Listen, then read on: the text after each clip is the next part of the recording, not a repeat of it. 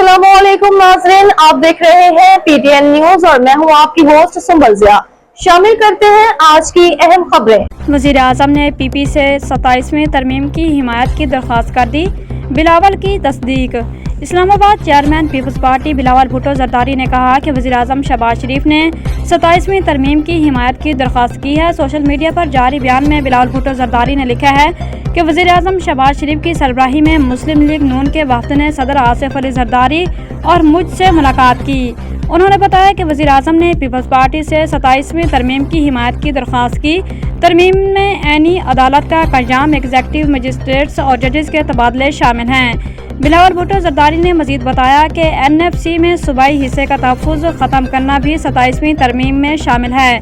तजवीज़ में आर्टिकल 243 में तरमीम, तालीम और आबादी की मनसूबाबंदी, वफाक में वापसी की तरमीम भी शामिल हैं। चेयरमैन पीपल्स पार्टी ने बताया है कि 27वीं ऐनी तरमीम में ECP की तकर्री पर डेडलॉक तोड़ना भी शामिल है।